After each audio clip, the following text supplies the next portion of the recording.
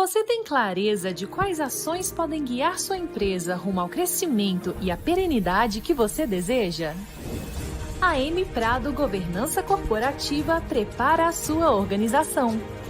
Melhores práticas adotadas no mercado voltadas para aprimorar seu modelo de gestão e tornar sua empresa mais sólida e lucrativa. Impulsione o valor do seu negócio e ganhe credibilidade com o apoio de consultores seniores com mais de 90 projetos entregues. Nas empresas familiares, a governança torna-se imprescindível diante do cenário de desavenças e de instabilidade, pois equilibra o crescimento da família com o suporte do crescimento do próprio negócio. Para isto, uma série de ações são implementadas de acordo com cada realidade, incluindo aí o planejamento patrimonial e sucessório. Venha conhecer as soluções da M Prado Governança, personalizadas e adequadas ao seu negócio. Olá, meus amigos, minhas amigas do site Notícias Agrícolas e da M Prado. Estamos aqui para mais um programa Líderes do Agro. O nosso programa tem como grande propósito trazer grandes líderes aqui do agronegócio para que eles possam compartilhar conosco suas experiências, seu conhecimento e sua forma de como encarar os negócios, de como se fazer um bom processo administrativo para que as companhias possam ser rentáveis e duradouras.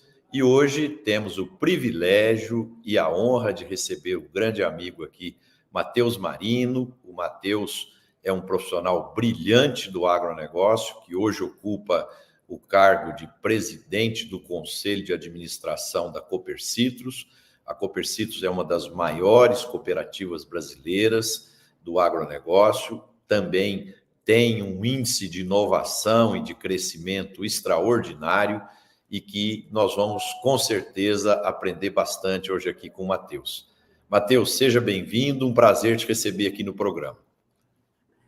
Marcelo, obrigado pelo convite. É uma honra participar desse bate-papo, trocar um pouco de experiências com os ouvintes, passar um pouquinho da minha formação e da minha atividade hoje como gestor de uma grande cooperativa. Eu que venho de academia, de consultoria e hoje participo ativamente numa organização cooperativa entregando resultados para agricultores espalhados em 4 estados do Brasil. O Matheus, eu sempre gosto de começar o bate-papo tentando entender em que momento da vida o agronegócio cruza o caminho do meu entrevistado. Isso se deu na infância, na adolescência, na universidade? Em que momento você se viu um futuro membro da cadeia do agro brasileiro? Eu nasci no agro, né? Sou filho de agricultor, sempre fui agricultor, então tinha uma carreira muito mais técnica, até a minha formação. Eu sou engenheiro agrônomo e até a minha formação, a minha experiência, por exemplo, no meu trabalho de conclusão de curso foi um trabalho de adubação foliar em laranjeira pera. Então, sempre fui mais técnico.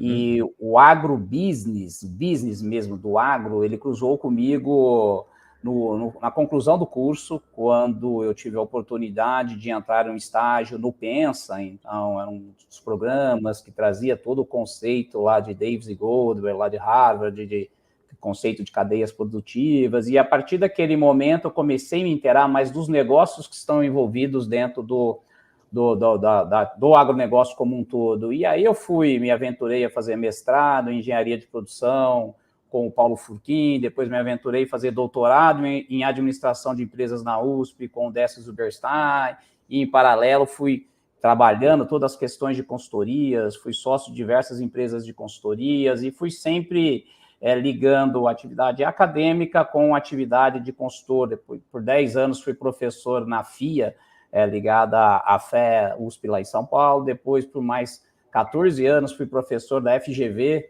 na graduação em Economia e Administração em São Paulo, coordenei a pós de agro no Brasil da FGV, e sempre com o pé empresarial. E há 6 anos atrás eu aceitei o convite para fazer um processo sucessório dentro de uma grande cooperativa, em qual já era cooperado e produtor ativo nessa cooperativa, e eu entrei como vice-presidente do conselho e há 2 anos assumi o cargo de presidente do conselho de administração da Copercitrus.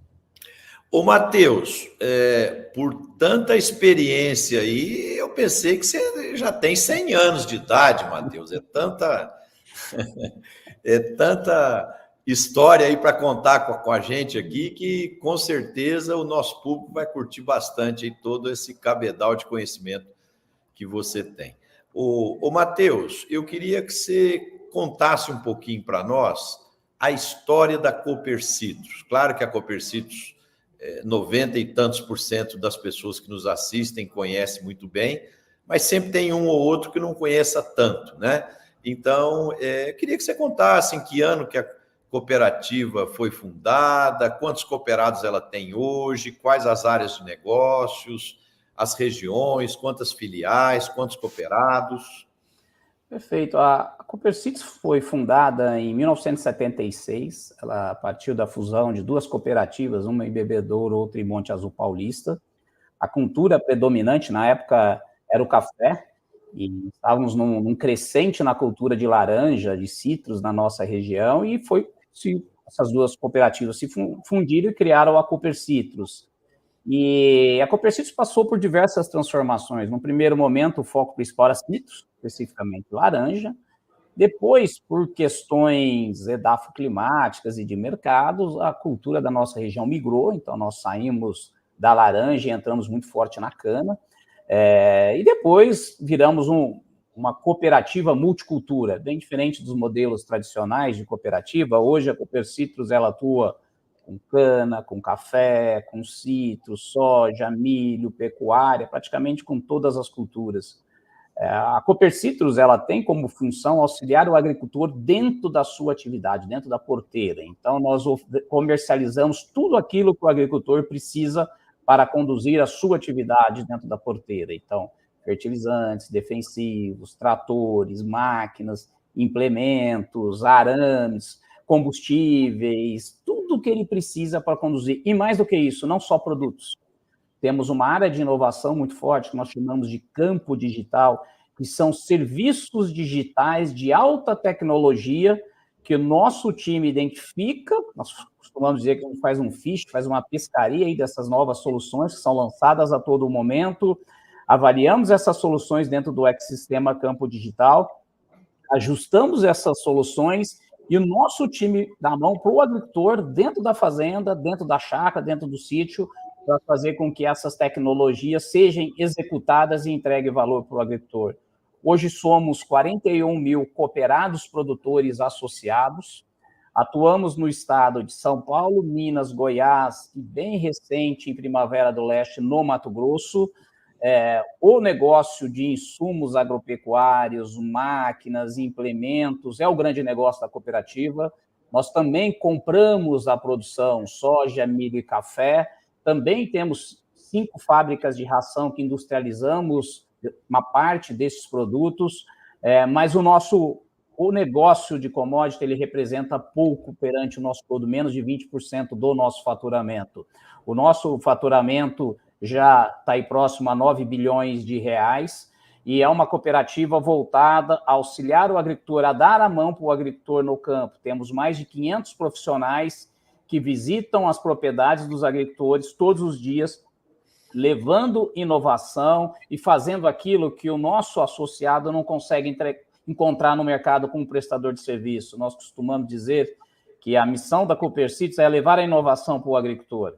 O exemplo típico foi o drone. Há alguns anos atrás, eu acho que a Copercitrus foi uma das primeiras empresas no mundo a começar a testar drones de pulverização. Testamos diversos fornecedores, diversas empresas.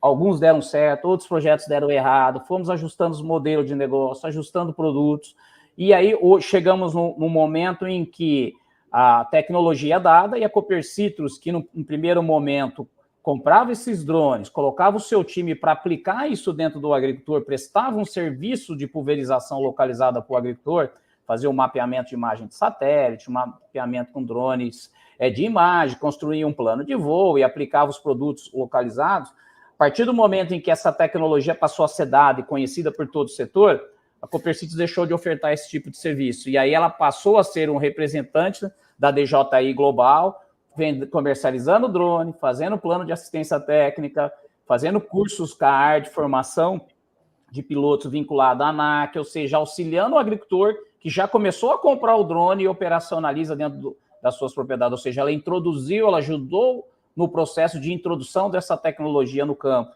Eu costumo dizer que o grande desafio... A tecnologia existe, ela tem muito potencial. O grande desafio é fazer com que essa tecnologia entregue resultado no campo, que o produtor realmente conheça a tecnologia e consiga extrair o máximo do potencial dessa tecnologia. E aí a principal barreira é uma barreira de formação mesmo, de capital humano capaz de entender essa tecnologia, ter mão de obra qualificada e fazer com que essa tecnologia realmente entregue todo o seu potencial no campo. O Matheus, em outros setores da economia e algumas empresas locais ou regionais que começam pequeno e têm um determinado foco, à medida que vai passando o tempo e o crescimento da empresa e o desenvolvimento de novos segmentos, novas soluções, serviços, cria uma abrangência tão grande para a companhia que muitas vezes ela sente necessidade de fazer alguma ligeira alteração no nome da fundação. Então, por exemplo, vamos pegar o caso do que você acabou de falar. O nome Copercitrus, para quem não conhece, ele arremete a pessoa a um foco na cultura de citros, né? Mas por tudo que você acabou de demonstrar para nós aqui, a diversidade de culturas e atividades hoje é muito grande. Vocês já chegaram a discutir estrategicamente isso no conselho, se o nome Citrus aí na identidade de vocês, se isso ajuda ou atrapalha na expansão e na diversificação dos negócios? Discutimos e muito, Marcelo. Talvez esse seja o grande desafio da Copercitrus na sua estratégia de expansão. E nas novas fronteiras, nós entramos com um modelo conceitual de atendimento ao cooperado diferente do que o do modelo nas regiões tradicionais, especialmente São Paulo e Minas. A Copercitrus, principalmente em Goiás e no Mato Grosso, ela é o campo digital by Copercitrus. Então, nós já estamos fazendo em princípio, um co-branding, mas depois uma gestão de marcas para desvincular. Hoje, Citrus representa menos de 6% do nosso negócio. A Copercitrus, como eu disse, ela é muito pulverizada. Nós temos a cana, que é a principal cultura e que representa aí 40% do nosso negócio, mas depois disso é tudo picadinho em todas as culturas. E nós precisamos fazer essa transição. Por outro lado, como a Copercitrus é uma cooperativa focada em insumos, nós somos um dos maiores players mundiais em fertilizantes, em tratores. A nossa estratégia é atuar em tudo que o agricultor precisa e nós precisamos estar entre os 5 maiores do Brasil para continuar naquele segmento em que nós atuamos. Então, se eu estou no segmento de trator, eu preciso ser um dos 5 maiores do Brasil. Se eu estou em fertilizantes, os 5 maiores do Brasil. Defensa. Então, isso faz parte da nossa estratégia. E aí a marca Copercitrus faz diferença. Nós temos um reconhecimento global, nós somos um dos maiores clientes da maioria das empresas fabricantes de químicos, de fertilizantes, de tratores, e a marca Copercitrus traz reputação. Então, nas regiões principalmente tradicionais, é importante ainda manter. Mas no futuro, com certeza, nós estamos migrando muito mais para as tecnologias. Nós entendemos que o que faz diferença no agricultor é muito mais a tecnologia do que o insumo. Os insumos estão ficando muito padronizados. Agora, o de grande diferencial está na integração das diferentes soluções digitais para fazer o insumo entregar mais resultado. Então, quando eu analiso uma imagem de satélite, quando eu construo um plano de voo com algoritmo, quando eu faço uma sistematização de plantio com imagem de Vant, tudo isso pode gerar um benefício que pode entregar 10, 15, 20% a mais de resultado no agricultor, que ele não vai conseguir comprando um insumo 2, 3% mais barato, que ele não vai conseguir um ganho de produtividade usando um pouco mais um insumo ou outro. Ou seja, quando eu uso a tecnologia digital integrada com os insumos pilares do agro, eu consigo entregar mais resultado, e para isso precisa de pessoas. Talvez o grande foco das organizações deveriam ser mais pessoas, time, e serviços precisa de time. Então, nós precisamos ter capital intelectual para integrar todas essas soluções. Ô, Matheus, na sua visão, como é que você tem visto essas iniciativas de vários, imagino que vários cooperados de vocês, inclusive, e outros empresários de produção de citros, que, devido ao greening, tem comprado propriedades no Mato Grosso do Sul, em Minas Gerais, em Goiás, para começarem a plantar os citros, tentando se afastar das regiões tradicionais, onde essa praga que é multiplicada aí por um inseto, já está, onde essa doença, né, que é multiplicada por um inseto, já está bastante instalada e já causou danos significativos. Isso de uma certa forma, para a cooperativa, é uma oportunidade ou é uma ameaça? Ou isso vai ajudar vocês também irem para outras regiões e levar esse conhecimento, essa bagagem de vocês no agro? Marcelo, eu vou até contar o fato que aconteceu mês passado na Expo Citrus. Então, nós estávamos presentes, eu ia fazer um bate-papo lá, uma apresentação no fechamento da Expo Citrus, falando um pouquinho das atividades da Cooper Citrus em Citrus. E no almoço, assim, sentado na mesa, nós estávamos em 5 grandes produtores de laranja do estado de São Paulo. E, por incrível que pareça, esses 5, 3 produtores estavam investindo em novos projetos em Paranaíba. E aí eu explorando um pouquinho Paranaíba no Mato Grosso do Sul, né? E eu explorando um pouquinho, entendendo, falei, poxa, um estava com 5 pivôs, o outro com 2, 3, e aí, não, quem está montando são vocês. Ou seja, nós daqui estamos atendendo o cooperado da nossa região, o cooperado um era de Limeira, outro era de Pirassununga, e da região de atuação da Cooper Citrus está migrando para o Mato Grosso do Sul. E, normalmente, nesses casos, eram convertendo propriedades de pecuária em citricultura e outros em aquisições. E a Cooper Citrus, ela foi junto. Nosso time está dando suporte. Nós somos, hoje, concessionários da Bauer. Bauer é pivô central. E hoje, dificilmente, você implanta um projeto novo de laranja sem um pivô ou um sistema de irrigação por gotejo. Nós também somos Netafim. E nós estamos inclusive com um conselheiro nosso, também desenvolvendo projetos no Mato Grosso do Sul, no Mato Grosso, no Vale do Araguaia. E eu sempre costumo dizer, a estratégia de expansão da Cooper Citrus está guiada pelos cooperados. Normalmente, nós começamos a fazer o atendimento à distância, depois por questões de logística, questões tributárias, de ICMS, de diversos fatores, nós abrimos uma unidade para melhorar o atendimento para esses cooperados, para ter uma vantagem tributária, um ganho tributário nessa operação, e para servir melhor mesmo o cooperado com uma eficiência maior. E aí nós já temos um break-even dessa loja garantido, já temos um ponto de equilíbrio garantido dessa nova estrutura. Isso aconteceu com Goiás, que nós fomos atrás da cana em Goiás. Isso aconteceu em Primavera do Leste, que nós tínhamos uma demanda muito grande de drones, de fazer toda a agricultura digital e agricultura de precisão nas máquinas e implementos em Primavera do Leste. E a comercialização de fertilizantes defensivos, ela se dá a reboque. Ela não é o carro-chefe, ela acontece por consequência. Nós entramos com irrigação, com tecnologias digitais, drone, Vant, imagens de satélite, algoritmo, muitos projetos de praticamente recuperação de sistemas de plantio, sistemas de colheita, fazendo todo o upgrade dessas máquinas, colocando algoritmos mais modernos. Então, isso é o que nos leva, que nos motiva. E, por consequência, a gente acaba indo com os outros. E também o outro drive muito forte é a concessão.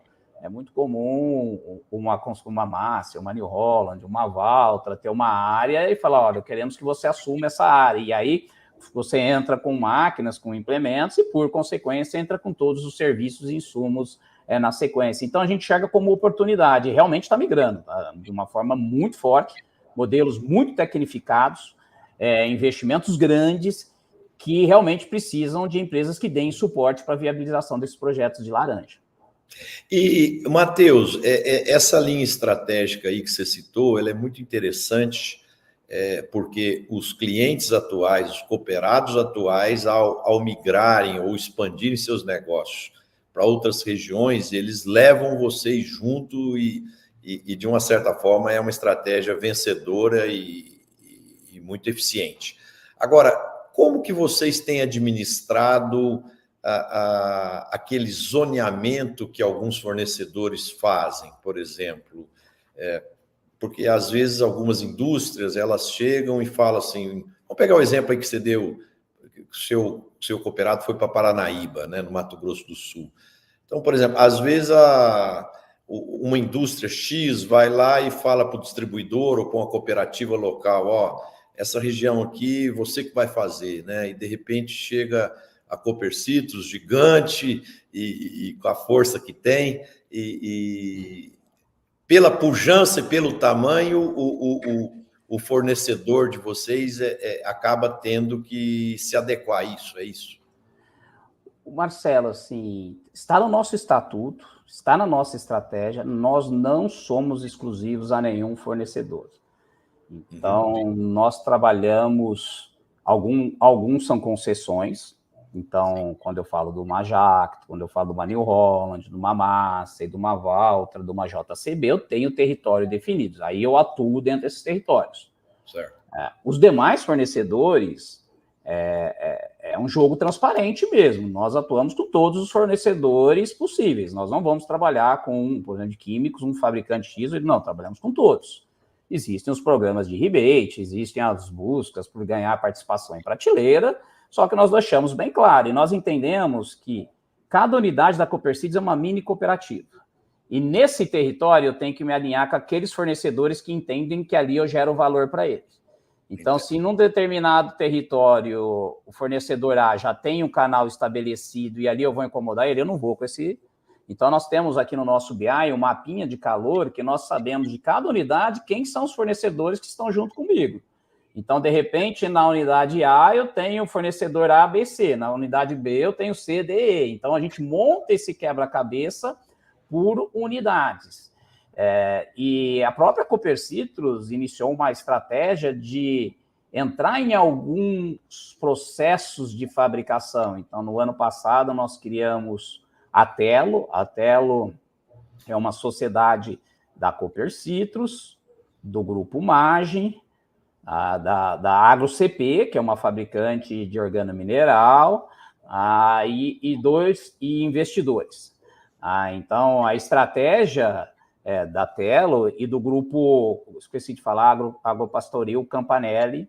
A Campanelli entra com os seus confinamentos com os dejetos animais, a AgroCP entra com a tecnologia de produção de organomineral, Copercitos e a Magem entram com distribuição no Brasil desses produtos organominerais. Então, nós estamos criando modelos de negócios numa agricultura mais regenerativa, com maior eficiência agronômica e ambiental, trazendo sustentabilidade. Outra iniciativa é a AgroAlliance. Nós entramos de sociedade da DVA Global para trazer produtos com a marca AgroAlliance e sendo distribuídos pela Copercitos para os nossos cooperados. Isso vai excluir os fornecedores atuais? Não, isso vai complementar as atividades dos fornecedores atuais para produtos pós-patente, nos dando competitividade em determinados mercados onde que nós não conseguimos entrar. Então, criamos uma FinCop, uma fintech da Copercitos, que tem como objetivo ajudar o agricultor. Não é para captar recurso e pôr recurso dentro da Copercitos, é para auxiliar o nosso cooperado a captar melhor, auxiliar o nosso cooperado em gestão, auxiliar o nosso cooperado em sucessão e governança corporativa, auxiliar o cooperado numa estruturação de um balanço, até numa auditoria do seu balanço, para ele captar melhor e comprar à vista na Copercitos. Eu não gostaria... A Copercitos hoje é um banco, ela vende a prazo para o cooperado, eu tenho que captar no mercado, a Copercitos tem que captar no mercado. O meu sonho é que o cooperado captasse direto e comprasse à vista aqui. Se eu criar um modelo em que auxilio o cooperado a captar, eu vou facilitar a minha vida, vou facilitar a vida dele e diminuir essa intermediação. Então, são todos os modelos mais inovadores que nós enxergamos de uma forma integrada. Eu, por muitos anos, fui consultor dos nossos fornecedores. E, nitidamente, o fornecedor ele acaba olhando, talvez esse seja o grande mudança de mindset que eu tive, ele acaba olhando só o seu negócio, ele não olha o negócio como um todo do distribuidor. O produtor ele quer enxergar o todo, ele não quer enxergar só um químico de um fabricante, ele quer enxergar a semente, o químico, o foliar, o serviço, a logística, o crédito, ele quer enxergar o todo, não é e fica muito difícil para um fabricante achar que ele só vai olhar aquilo ali. Não, ele olha o todo da solução como um todo que um canal de distribuição entrega para ele.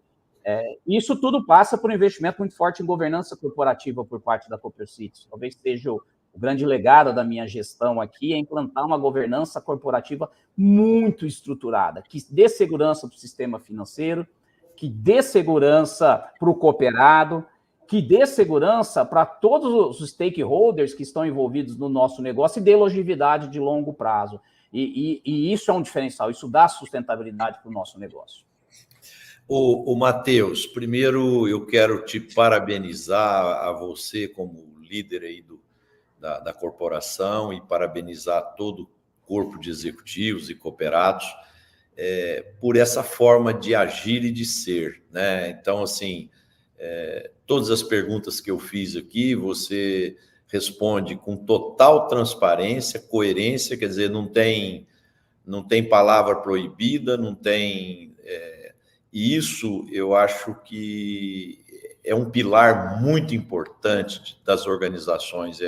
Como muita gente que nos assiste aqui busca conhecimento para implantar dentro do seu negócio, eu acho que aqui se acabou de passar uma coisa muito forte, que é ter uma estratégia, a estratégia ser clara para todos, ser transparente e ter coerência, né? Então, assim, desse jeito fica mais fácil fazer com que as coisas deem certo. Parabéns. Bom, eu queria te perguntar agora, você falou um pouco aí sobre governança corporativa. Uma coisa que me preocupa em algumas cooperativas, Matheus, é que, imagina assim, um cooperado que ele tem uma pequena propriedade, às vezes de 30 hectares, ele tem lá um faturamento anual de 1,5 milhão, 2 milhões, às vezes nem isso, né? E, de repente, pela sua capacidade social, de comunicação, de integração, ele é eleito conselheiro da cooperativa. Ok.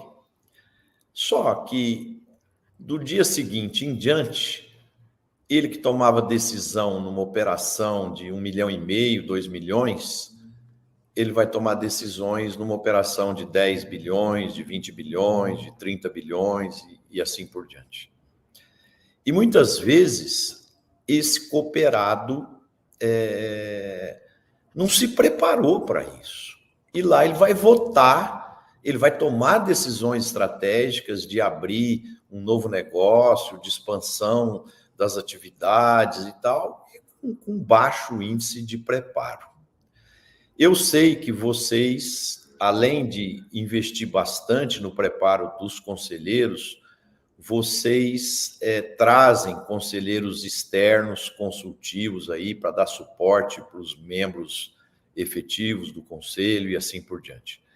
Na sua visão, que conselho que você daria para essas cooperativas que ainda não tem um conselheiro externo, não tem como ajudar esses cooperados que vêm de um negócio menor a serem precisos ou competentes para tomar decisões maiores numa organização de mais de 1 bilhão de faturamento? Marcelo, eu acho que toda boa governança corporativa passa por ter um bom conselho. E o desenvolvimento de um bom conselho não se dá no curto prazo. Cooperativa eu até tenho um embate um pouco ideológico com o Instituto Brasileiro de Governança Corporativa, que existe um manual de boas práticas, mas para mim ele é muito voltado à cooperativa de crédito, que é um pouquinho diferente de cooperativa de produção. Um conselho de uma cooperativa de produção é completamente diferente de um conselho de uma SA ou de qualquer outro setor. Primeiro que tem um caráter político, você tem uma assembleia anual, você tem que ter representatividade das diversas regiões, dos diversos perfis de agricultor, das diversas culturas, então você tem um embate político muito forte por trás desse processo. Segundo ponto, existe um conflito de interesse muito visível quando o produtor senta na cadeira do conselho. Fazer o conselheiro pensar como cooperativa é diferente de fazer o conselheiro pensar como produtor que usa o serviço da cooperativa. É verdade. Muitas vezes o conselheiro, quando ele não tira a camisa dele, ele quer que a cooperativa pague o preço maior possível da sua produção. Só que quando ele olha o número da cooperativa, ele vê que não cabe aquele preço dentro da conta da cooperativa. Então, nos outros setores isso não acontece, esse conflito de interesse não tem. E pela lei das cooperativas, é diferente de uma SA, quem assina, quem tem representatividade legal é o conselheiro eleito em assembleia por um mandato definido por estatuto. E esse conselho nomeia os executivos, o CEO, o presidente, e os executivos assinam por procuração do conselho, normalmente o presidente e vice do conselho. Diferente de uma SA ou de uma outra empresa típica em governança, que o presidente, o conselho e os diretores têm autonomia para assinatura. Então, contratos de financiamento, todas as captações, venda e compra de ativo, desde questões ambientais, questões sem grosso, tudo quem assina é conselho. Isso faz com que o conselho eleito ele seja muito mais, eu falo, operador do que um conselho normal de uma empresa privada normal.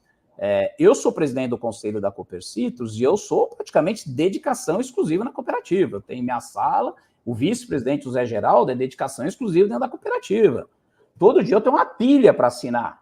Pilha não, porque hoje é digital, né? Mas pelo menos eu tenho diversas aprovações que numa empresa privada eu não tenho, porque a lei do cooperativo diz: quem é eleito é quem assina. Então, isso é um paradigma muito diferente. E aí, ter a formação muito forte desse conselho, ele é crucial. No nosso caso, nós escolhemos empresários rurais, nós mesclamos jovens com profissionais experientes para ter essa mescla, nós colocamos diversas regiões da nossa área de atuação, diversos perfis, pequenos, médios e grandes, mas todos que têm uma visão muito empresarial. Temos o ex-presidente, o José Vicente, ele é nosso conselheiro consultivo. Ele não tem direito a voto, mas ele traz toda a sua bagagem histórica e toda a sua visão externa, com uma independência. O conselheiro independente, é importante que ele tenha independência, ele fala o que ele acha mesmo. Se ele enxerga que tem um caminho, nós estamos indo num caminho errado, ele coloca. Nós investimos muito na formação, contratamos o Instituto Brasileiro do IBGC para desenvolver um curso in company para o nosso conselho. Então, nós tivemos um curso in company, todos os nossos conselheiros, e vamos se dizer, de superintendente, executivos, de superintendente, diretores e presidente, participaram desse curso, entendendo qual o papel do conselho e qual o papel do executivo. E isso não é tão fácil, isso é lento. Nós temos hoje 8 comitês de assessoramento para o conselho. Então, eu tenho um comitê de ética e conduta, tenho um comitê de investimento, tenho um comitê de crise, tenho um comitê de sustentabilidade, tenho um comitê de pessoas, tenho um comitê de crédito. Tudo isso para subsidiar o conselho na formulação das suas estratégias, e a função primordial do conselho é dar o horizonte estratégico, construir as políticas e monitorar o andamento da atividade. E em cooperativa isso é muito importante. Cooperativa, eu fui já conselheiro de diversas empresas privadas, e até dessas multis, assim como você, Marcelo. E na empresa privada é fácil. O que é o objetivo dela? Ter lucro na última linha. A principal dificuldade que eu tive quando eu entrei numa cooperativa foi: se a cooperativa der um lucro muito grande, que no nosso caso não é lucro, é sobra na última linha, o cooperado não aceita, ele te questiona, fala: poxa, por quê? Então você me vendeu um fertilizante caro, você comprou minha soja barato. O resultado é para estar no meu negócio. A cooperativa serve para gerar resultado pro associado, não é para gerar resultado. Lógico que ela precisa ter sustentabilidade no longo prazo, ela precisa ter as suas reservas, ela precisa ter todo o horizonte, capacidade de investimento. Mas o racional é diferente de uma cooperativa, de uma empresa privada. E servir o cooperado é muito importante. Ter o cooperado no centro de tudo. Uma cooperativa precisa entrar em atividades que muitas vezes não dão resultado econômico no curto prazo, que uma empresa privada não entraria. Típico é serviços. Serviço é intensivo em capital humano, serviço é intensivo em pessoas. Pessoas custam muito. Precisa de desenvolvimento, precisa ter retenção, precisa ter estrutura. Empresa privada normalmente não entra em serviço. Agora a cooperativa precisa entrar, porque o serviço é que faz a diferença dentro da propriedade. E como a cooperativa, o objetivo dela é entregar resultado para o cooperado, ela precisa entrar em serviço. Ela precisa ter um time de mais de 500 profissionais no campo, estando dentro das propriedades. Então, são algumas particularidades que a governança de uma cooperativa difere muito da governança de uma empresa privada.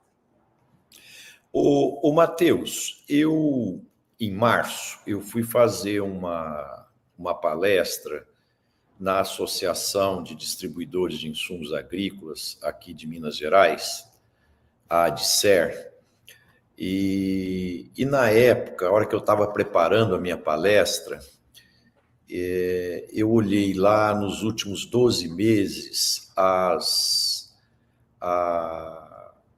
o preço dos grãos, do milho e da soja havia caído em média 27%, isso em março, comparado com março do ano passado.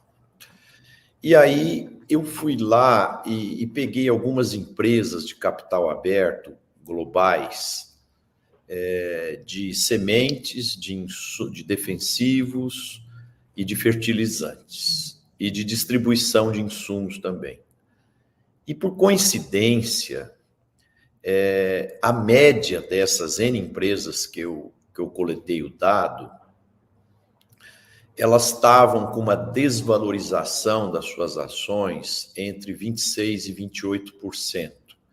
Quer dizer, muito próximo dos 27% que havia caído as commodities. E aí eu fiz a seguinte análise. Quando o agricultor sofre,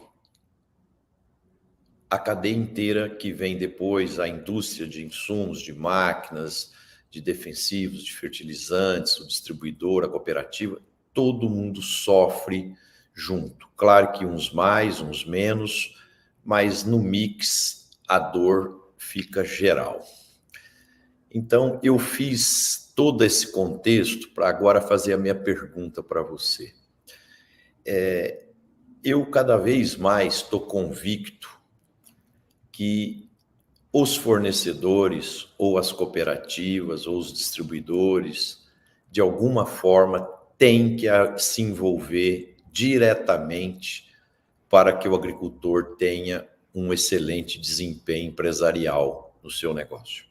Ou seja, que ele seja eficiente na gestão, na comercialização, em todos os processos administrativos. E aí eu te pergunto, como que as cooperativas, na sua visão, se você concorda com o meu ponto de vista, evidentemente, como que as cooperativas poderiam contribuir mais com a qualidade de gestão dos empresários rurais, dos cooperados? Marcelo, primeiro, parabéns pela sua análise, você tem toda a razão. A geração de renda se dá na agricultura. Essa renda vai ser dividida em toda a cadeia, não tem questão. Se não tem geração de renda na agricultura, toda a cadeia de suprimentos não tem o que dividir.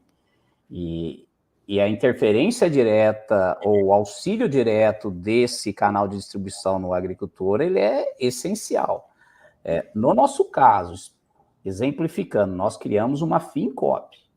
É uma estrutura à parte, é uma empresa, uma SA, que a Copercitas é acionista, que vai interferir ou vai atuar diretamente nos cooperados. Para quê? Para auxiliá-lo na capacidade de organização dos dados, das suas informações, da sua gestão. Fizemos até convênios com uma das Big Four, em auditoria, nós vamos até auditar o balanço de alguns cooperados, para que esse cooperado, porque o agente financeiro vem e fala assim, poxa, eu quero emprestar para a Copercitos o recurso aí, porque vocês têm governança, vocês têm auditoria, vocês têm estrutura, eu consigo ler seu risco. Eu não vou emprestar para o agricultor, porque eu não consigo ler o risco desse agricultor, ou empresto com um custo muito alto, que eu atribuo um risco elevado. Então, eu enxergo que as cooperativas, cada vez mais, terão que auxiliar o agricultor na gestão dos seus negócios. Agora, não vai ser com o time próprio da cooperativa. No nosso caso, na Fintech, nós temos parcerias com diversas empresas que nos auxiliam nesse trabalho. Nós fizemos uma pesquisa com o nosso cooperado. O principal problema do cooperado hoje chama-se sucessão. E principalmente como atrair os jovens a entender mais a realidade do negócio, principalmente conciliar um pouco mais essa informação que existe abundante com a experiência dos instituidores que vivenciaram os desafios do agro. E, para isso, nós criamos um programa de estágios para filhos de cooperados dentro da cooperativa. Ou seja, nós vamos criar programas de regras de sucessão patrimonial. Fizemos já uma parceria com o escritório de advocacia, que entram com a parte jurídica, fizemos uma parceria com outro que vai fazer gestão, fizemos uma parceria... Então, ou seja, nós estamos amarrando as pontas e levando para o cooperado soluções que vão ajudá-lo no dia a dia. E realmente é isso que vai perenizar o negócio dele e é isso que vai gerar um resultado lógico, que existe um certo conflito de interesse, principalmente quando você entra em questões financeiras. Será que o agricultor vai abrir o seu financeiro para um fornecedor que também lê o crédito dele e atribui limite de crédito ou atribui risco? Então, gente, por isso que nós optamos por colocar isso numa outra instituição, numa Fincop, que tem uma certa independência financeira da própria Copercitos. E aí ela lê, ela faz tudo e a informação fica lá e não vem muitas vezes para a nossa cooperativa. Mas cada vez mais nós temos ciência que nós temos que estar ao lado do agricultor, dentro do negócio do agricultor. E aí está o sucesso das cooperativas. A empresa privada acaba não fazendo isso, porque não gera faturamento, muitas vezes gera pouca rentabilidade, e não é do interesse de uma empresa privada. E aí é o diferencial das cooperativas. Por isso que as cooperativas crescem, sobrevivem e perpetuam seus negócios. O Matheus, muito interessante isso que você falou, e eu vou acrescentar aqui alguns dados de alguns estudos aqui que nós fizemos para a gente continuar essa análise aí que nós estamos fazendo, nesse papo cabeça aqui. Nós entrevistamos, uma ocasião, 100 agricultores e perguntamos para eles quando eles pretendiam se aposentar. E 20% disseram aos 70 anos, 10% aos 80 e 70% se sentem imortais ou não pretendem se aposentar nunca, porque nem planejam morrer, né? E então, realmente a sucessão é uma coisa preocupante que as organizações precisam pôr a mão. Aqui no Brasil nós temos uma cultura de que, depois que eu morrer, eu não vou estar aqui mesmo. Minha família, meus filhos que se viram lá e se acertam, né? Muita gente ainda pensa assim, e isso é péssimo, né? Para organizar o legado bonito que aquele fundador, que aquele líder construiu. E o segundo dado, nós fizemos uma pesquisa em abril de 2020, depois abril de 2023 e agora, recentemente, agosto de 2024. E nós perguntamos para eles, para os agricultores, o que era relevante na interação com profissionais de vendas ou consultores que interagiam com eles no fornecimento dos insumos. Em 2020, 23% disseram, eu quero informação de gestão, de mercado, de rentabilidade. Abril de 2023, 39% disseram isso. E agora, em agosto, já subiu para 41%. Quer dizer, o agricultor ou o cooperado, não importa, ele quer interagir com profissionais dos fornecedores que ajudem ele a cuidar do negócio, para ele ser um empresário melhor. Só que tem muita gente, Matheus, que não entendeu isso ainda. Continua só na relação de compra e venda. Concordo plenamente, Marcelo. E aí vem um grande desafio, agora olhando o negócio, canal de distribuição, seja ele uma cooperativa, uma revenda ou até um fornecedor, um fabricante. São pessoas. Toda vez que nós falamos em atendimento, falamos em serviços, nós estamos falando um time capacitado, um time com condições, eu costumo dizer, no nosso modelo de negócio, na nossa estratégia, o nosso homem de ponta, ele é um clínico geral, ele está ali para entender o negócio do agricultor, identificar as dores desse agricultor, e depois dar um andamento nessa dor do agricultor. Essa dor pode ser um crédito, essa dor pode ser um ambiental, essa dor pode ser uma técnica, um manejo da sua atividade, essa dor pode ser uma gestão de frotas. Só que esse homem de campo, ele precisa ter essa capacidade, ter essa visão bem mais holística, bem mais ampla para entender o negócio do agricultor. E aí, internamente, dentro da nossa estrutura, seja na Copercites ou na Fincop, ele identifica os especialistas que vão trabalhar com temas específicos para resolver aquele desafio do agricultor. E nós, cada vez mais, queremos aquele profissional que vai falar só de química, que vai falar só de fertilizante, que vai falar só de trator. Lógico que existe esse profissional internamente, mas esse profissional ele vai ser acionado por um colaborador muito mais estratégico, que quando ele senta com o agricultor, ele sabe analisar o perfil daquele agricultor e ver qual é a dor daquele agricultor. E aí sim ele aciona as suas áreas específicas. Isso não é muito fácil, isso envolve treinamento. Nós criamos a Universidade Copercitos, nós temos uma universidade interna da Copercitos, digital, com todos os quizzes, com os BIs, com tudo que tem de mais moderno para estar formando.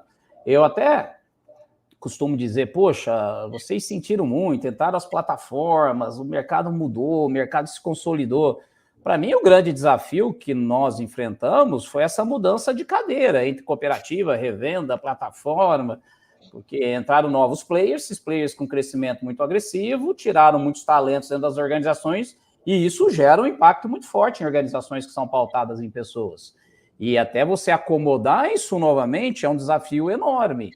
Tem que formar profissionais, tem que formar quadros, e são pessoas, é diferente. Você comercializar um produto é uma coisa, você comercializar um serviço, um atendimento é outra completamente diferente. Então, a gente acaba tendo que mudar esse mindset. E muitas vezes, por exemplo, quando nós vamos para algumas áreas com a estratégia campo digital, que é a estratégia é comercialização de serviço de tecnologia, o nosso time é outra, a nossa superintendência é outra. É toda uma lógica diferente para conseguir dar esse perfil de atendimento para o cooperado. Porque o time mais tradicional é mais difícil você tirar a cabeça de fertilizante, defensivo de semente e pôr uma cabeça um pouco mais de tecnologia. Mas, para mim, o grande desafio de gestão dos canais de distribuição do Brasil chama-se pessoas, quebra de paradigmas. Com certeza.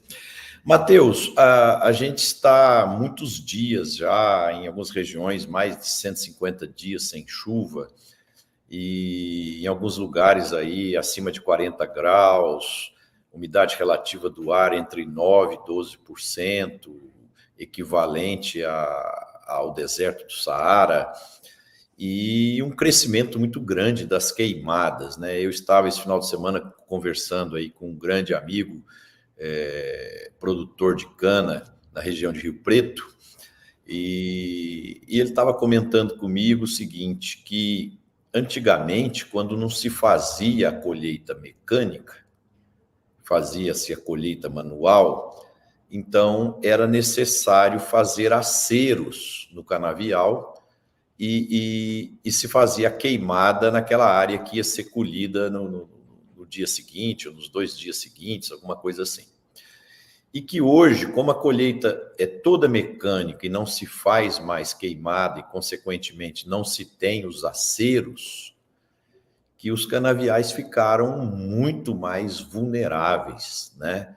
E aí a gente tem toda essa questão do aquecimento global, dessas mudanças climáticas e tal. Como é que vocês estão convivendo com esse contexto? Como que os cooperados da Copercitos têm sido orientados para gerenciar essa fase aí de seca, de umidade baixa e de potencial de risco alto de incêndios? Acho que eu gostaria de dividir até minha resposta em duas questões. Primeiro, eu acho que aquecimento global e sustentabilidade ambiental e social é fundamental. E para isso nós temos uma Fundação Copercitrus Credicitrus. Parte do resultado da Copercitrus nós alocamos para essa fundação, que faz parceria com os nossos fornecedores, multiplica esse trabalho, e essa fundação faz projetos de reflorestamento, projetos de recuperação de nascentes, viveiros, capta isso em recursos, faz projetos de crédito de carbono e faz diversos projetos na linha de... Nós temos, a Copercitrus tem muito bem estruturado o seu relatório GRI de sustentabilidade, nós temos todo o nosso inventário de carbono, nós já temos todos os nossos compromissos com os ODS, isso tudo muito já estruturado. Isso é visão de longo prazo para a contribuição da cooperativa, do sistema Copercitrus para o meio ambiente. Agora, curto prazo, voltando à questão da cana. No curto prazo, realmente, esse foi o grande desafio que nós estamos tendo, e nós temos aí um período, provavelmente, até a volta, a retomada das chuvas, das águas. Nós enxergamos que o setor, eu estive a semana passada com procuradores, com promotores, discutindo a questão ambiental no estado de São Paulo. Nós precisamos adotar modelos de gestão de fogo controlado muito mais eficiente, por exemplo, como Goiás faz. Você define faixas onde se planta cana precoce, essas faixas são colhidas com fogo controlado antecipadamente, e você cria barreiras para a expansão desse incêndio. Você precisa voltar a ter aceros. Então, você tem como manejar ou reduzir o risco de possíveis queimadas. Lógico que nós estamos no momento de tempestade perfeita. Temperatura, umidade e vento totalmente favorável à cana e mais outros tipos de conflito. Então, a queima, isso dificulta, mas nós podemos ter, cada vez mais teremos eventos climáticos como esse sendo repetidos. Então, nós precisamos da interferência, aí eu falo da interferência do Estado, do poder público, para construir uma estratégia de gerenciamento, de gestão, de controle de queimadas e com fogo controlado para evitar com que isso se expanda. Segundo ponto, o agricultor não quer fogo, os canaviais não estão mais preparados, hoje as variedades em que nós utilizamos, elas não toleram mais queimada como toleravam no passado. Então você tem uma queda de produtividade muito grande, o prejuízo para uma usina, para um produtor é gigante quando pega fogo, seja ele numa cana em pé, ou seja numa palhada. Hoje, eu como canal, como uma cooperativa, eu sinto, o agricultor não está aplicando fertilizante, não está aplicando químicos, ele está esperando chover com o risco de pegar fogo na sua atividade e ele perder aquilo que ele ia aplicar. Ou ele está esperando chover para ver se vai brotar ou não, para saber se vai ter que renovar ou ele vai conduzir aquela sua soqueira. Então, você cria uma instabilidade, um prejuízo para todo o setor. No estado de São Paulo, o governo do estado de São Paulo está divulgando aí mais de 2 bi de prejuízo causado pela queimada nesses últimos 15 dias. E é incontrolável, uma situação hoje que impacta até nos colaboradores dentro das propriedades. Os funcionários estão com receio de morar dentro das fazendas, dentro dos sítios, com receio de serem queimados. Então, imagine a situação, agora você vai ter um êxodo rural em função dos riscos envolvidos na queimada. E a gente está falando que pessoas já têm uma dificuldade muito grande, então se potencializa. Então, não tem como resolver isso sem envolver poder público, iniciativa privada e uma estratégia muito bem conduzida de construção de aceros em rodovias, aceros de APP, faixas com fogo controlado. Tem como, e o estado de Goiás fez isso muito bem após um período muito crítico de alguns anos atrás. E o estado de São Paulo é um estado que caminhou pouco nessa direção e vai ter que caminhar nessa direção para conseguir viver com eventos climáticos cada vez mais incontroláveis que causam impacto na agricultura.